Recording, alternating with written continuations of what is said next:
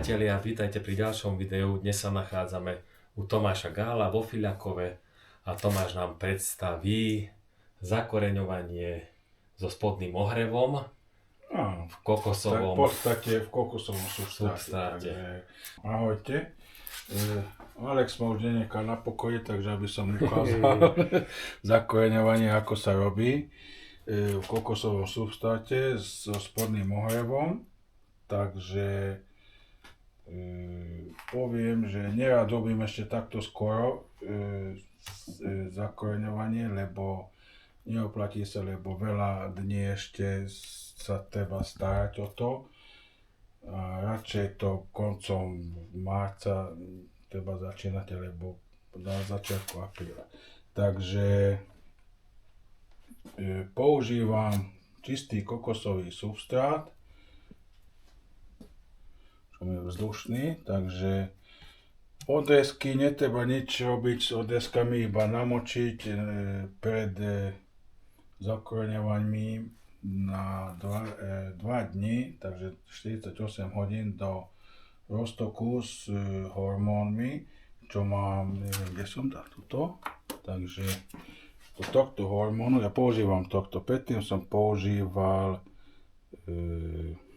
Clonex Gel, aj to je veľmi dobrý zakoreňovač, ale toto je jednoduchší, takže sú to tabletky, jedna tabletka sa rozpustí v liter vode, takže na toto som použil 3 tabletky, takže 3 liter vody, tak úplne stačí, bežne je tu okolo 100-120 odrezkov, takže oplatí sa v tomto, ako už robíte viac doma, takže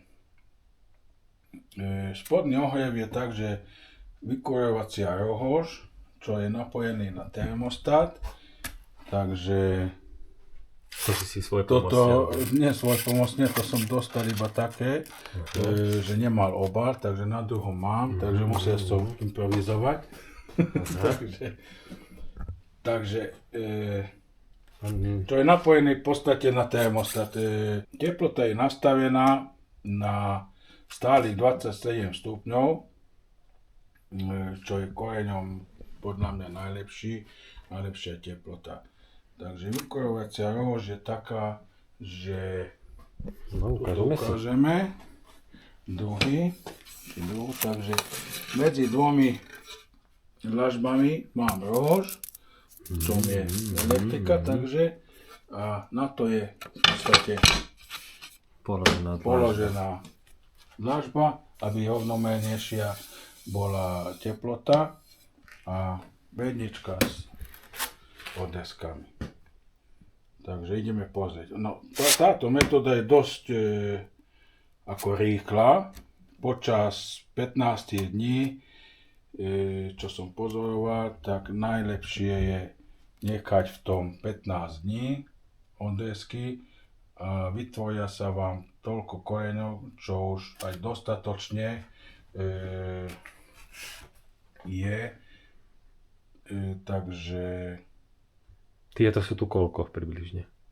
Tieto sú tu 15 dní, ale už 4 dní som vypol ohrev, lebo ako sme sa dohodli na dneska, takže aby už neboli... Čiže cca 11 dní plus 4 dní vypnuté, alebo 15 plus 4? Nie, 15 dní. 15 dní treba nechať normálne s ohrevom a za 15 dní vám vytvorí toľko koreňov, že neskutočné množstvo. Takže ukážeme, že čo ako.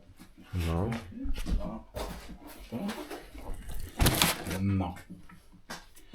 Teraz si príde na to. Takže korene máme, nevieme ani vytiahnuť. V podstate ja robím takto, že dokopy dám viac.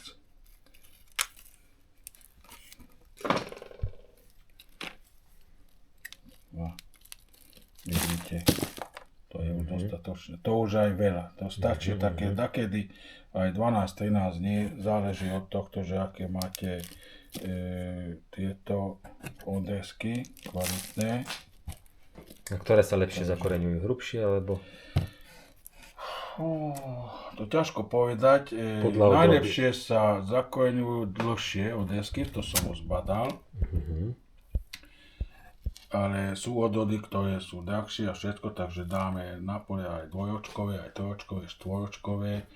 Takže, ale dlhšie sa zakoreňujú, púšťajú korene oveľa ľahšie, takže Niečo sú dlhšie. áno.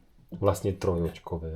Áno, trojočkové. také, aspoň 30 cm nech sú také, že to sú také. Fú. Pekne. Takže takto má ohrev tadeto od spodu. Takže sú tu aj tenké, krátke, dlhé, všelijaké. Netreba sa báť. To sú už na presadenie akurát. No Aj už, moc. Už aj moc. Dobre, pozriem si. Už aj moc. A nemá som čas. Takže už vidíš, už začína pučať, takže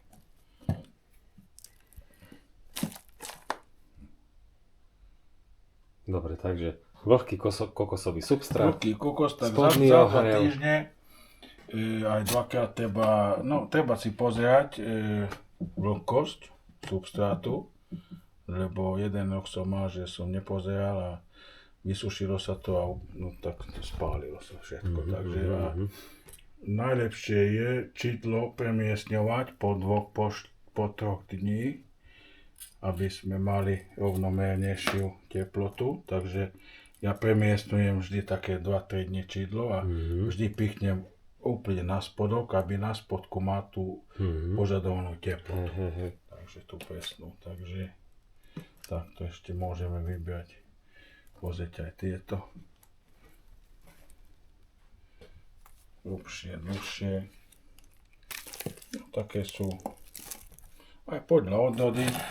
Sú odrody, ktoré púšťajú korene ťažšie, ale s týmito hormónom nie je problém. Takže toto bolo tak, že asi bolo zaseknuté, lebo nebolo Medzi dvomi takto hore a nebolo to v tom úplne dole kokose, takže nemá toľko tepla, ale bežne sa robí aj takéto, takže nie je problém. Pozrieme aj dlhšie. Síce toto A ak by niekto nemal odrezky, kľudne sa môže ozvať, alebo ako to vidíš?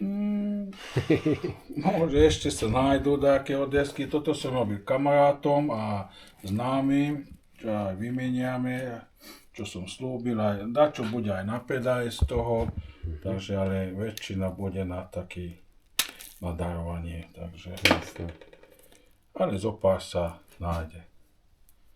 Takže sú tu všelijaké odrody, od Joker, Azov,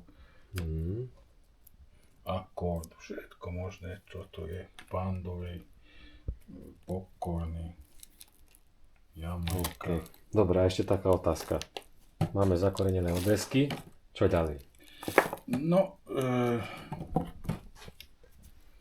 takto keď vyberiem, tak už hneď by som mal zakontajnerovať, takže do kontajnera dávam také, že osvedčili ma tie nižšie kontajnery, nie tie dlhšie 20 cm, takže také litrové, tu mám takéto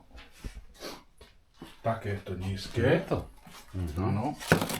V podstate som prišiel na to, že keď máš už takéto korene, tak už najlepšie dať do takých hĺbších, takže 20 cm. Ale keď sú takéto ešte iba, tak najlepšie dať do takýchto kontajnerov. On to zarastie všetko za 2 týždňa a potom presadiť. Lebo som skúšal také, že dal som to hneď do väčších, lebo taká odroda, drahá, všetko niekam pre seba. Veľa vody. A napilo sa vody, snilo to všetko, takže musel som Tak radšej menšie a postupne ísť hore. Takže Jasné. v podstate to je všetko, nič komplikované. Toto je najjednoduchší spôsob zakoreňovania. Podľa mňa, ja som ho skúšal všeličo, vo vode, na vode, takto, neviem to všelijako, takže najlepšie je takto. Podľa mňa najrýchlejšie A najviac, podľa mňa, naraz sa môže takto robiť. Jasné, ale tu máš Romano, to je brutál. A pekné všetky, no. Je to okolo 120-130. Na takomto malom mieste. No, Pekne, pekne. a keby som chcel, tak dve bedničky dám Vedľa seba. vedľa seba, takto krížom. Hej, hej. Lebo rohož je také, hoci aký môžeš sa kúpiť, toto má 1,50 cm. Takže, Dobre. OK. takže ešte tieto, ak chcete vidieť, hrubšie oddesky a dvojočkové. Takže aj tie. Ale aj tie, a menšie také, menšie to má korenie, lebo tento dlhý má také robustnejšie. Jadne. Veľmi zrastené dokopy. No, to nie je pevné to. Vidíš, Pekne, aha. toto už nemal miesto podľa mňa, hej. kde veľmi bolo v strede, ale Začne aj to No. pôjde. Ale vidíš, aj tu vidím, že Pandora, aj táto je Pandora. Kde to bolo? Aj toto je, aha, Pandora. Vidíš, že Pandora je asi slabšie. No, môže byť. Sú aj podľa odhody, ale záleží na tomto, na odesku, ako je.